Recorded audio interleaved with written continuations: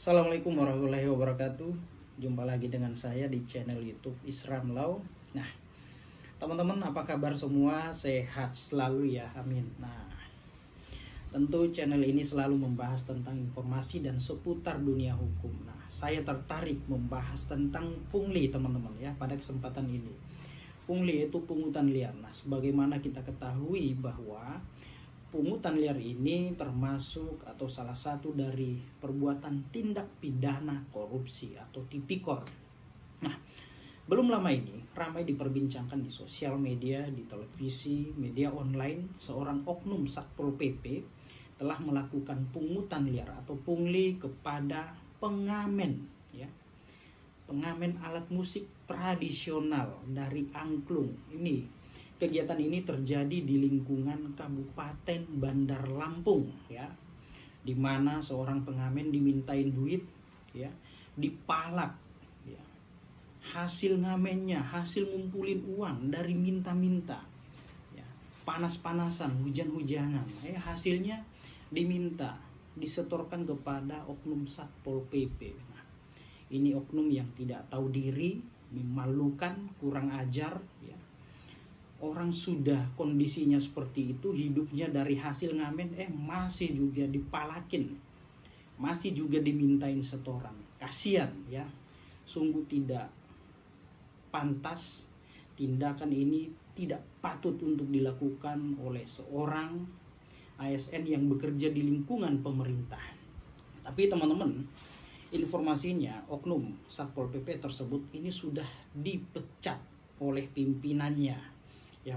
Sudah dipecat. Nah, namun harapan kita tak hanya berhenti sampai proses pemecatan saja, tetapi masalah ini harus dilanjutkan pada ranah hukum, harus diproses oknum ini biar menjadi contoh bagi yang lain ya, bahwasanya tindakan tersebut merupakan tindakan atau tindak pidana korupsi. Nah, itu ya teman-teman ya. Nah, perlu kita ketahui ada perbedaan nih antara pungli, pungutan liar dengan pemerasan. Nah, perbedaannya di sini ya, saya coba uraikan di sini teman-teman secara singkat saja.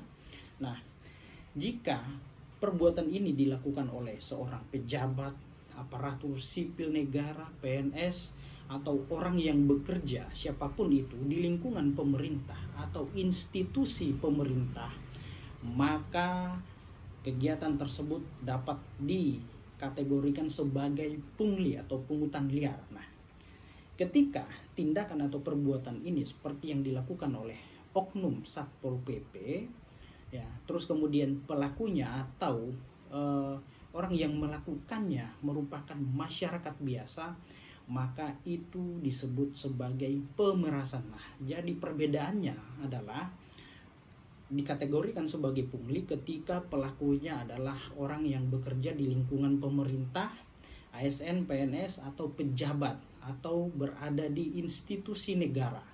Nah, itu pelakunya dapat dikategorikan sebagai pungli.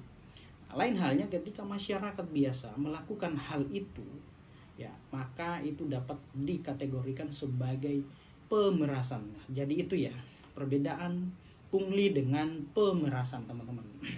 Nah, oleh karena pelakunya merupakan oknum Satpol PP yang bekerja di lingkungan pemerintah, maka tindakan dan perbuatan oknum tersebut ini dapat dijerat dengan Undang-Undang Tipikor ya, tindak pidana korupsi, sebagaimana disebut dan ditegaskan di dalam pasal 12 huruf E, maka dipidana penjara paling lama atau paling rendah 4 tahun dan paling lama 20 tahun pidana penjara, dan denda paling sedikit itu 200 juta dan paling banyak 1 miliar, teman-teman. Nah, ini saya bacakan bunyi daripada pasal atau penegasan daripada pasal 12 huruf E.